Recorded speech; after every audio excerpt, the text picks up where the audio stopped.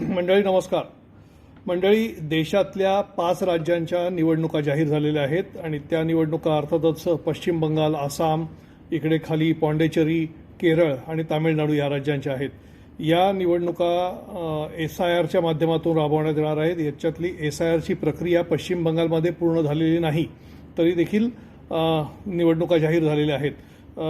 एप्रिलमध्ये निवडणुका होतील आणि त्याच्यानंतर पुढची सगळी प्रक्रिया जी ती होती. आता याच्यामध्ये तामिळनाडू आणि पश्चिम बंगालमध्ये विशेषतः भाजपानं जोर लावलेला तर आपल्याला पाहायला मिळतं आहे आणि यावेळेला दोन्ही राज्य जिंकायची. आधीची बाकीची राज्य केरळमध्ये तर त्यांनी शक्यता कमी आहे, मात्र पश्चिम बंगालमध्ये गेल्या वेळेला ते थोडे मागे पडले होते. तामिळनाडू यावेळेला त्यांनी टार्गेटवरती ठेवलेलं आहे आणि ही दोन्ही राज्य जिंकायची असं त्यांनी ठरवलेलं आहे. इकडे महाराष्ट्रामध्ये देखील 2 पोटनिवडणुका जाहीर झालेल्या आहेत. एक अहिल्यानगर जिल्ह्यातल्या राहुरी मतदारसंघाची, जिथे शिवाजीराव कर्डिले हे आमदार होते आणि त्यांचं निधन झाल्यामुळे ही निवडणूक इथे होते आहे.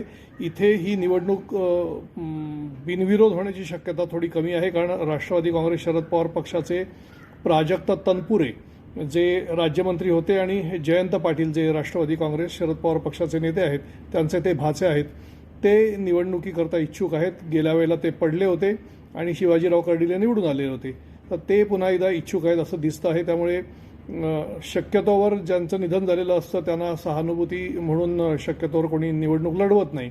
मात्र यावेळेला हा इथे खंड पडेल अशी शक्यता दिसते आहे.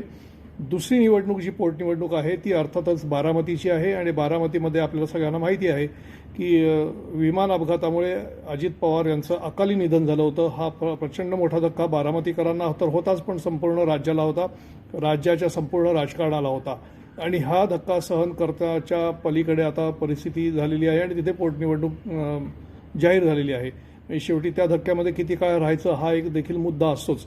आता तिथे सुनेत्रा पवार निवडणूक लढवतील, कारण त्यांनी उपमुख्यमंत्रीपदाची शपथ घेतलेली आहे. त्यांना 6 महिन्यामध्ये दोन्हीपैकी कुठल्या तरी एका सभागृहामध्ये निवडून येणं बंधनकारक आहे, त्यामुळे त्या तिथे निवडणूक लढवतील. आता मुद्दा एवढाच आहे की पवार विरुद्ध पवार हा जो संघर्ष होता गेल्या वेळेच्या लोकसभेपासून सुरू झालेला होता, तो विधानसभेतही पाहायला मिळाला होता. लोकसभेमध्ये सुप्रिया सुळे विरुद्ध सुनेत्रा पवार असा संघर्ष झाला होता. विधानसभेमध्ये युगेंद्र पवार विरुद्ध अजित पवार असा संघर्ष झालेला होता. आता ह्या पोटनिवडणुकीमध्ये पवार कुटुंबीय एकमेकांच्या विरोधात लढतात की सुनेत्रा पवार यांना सहानुभूती म्हणून हा विषय सोडून देतात किंवा विरोधक हा विषय सोडून देतात, हे आपल्याला पाहावं लागेल.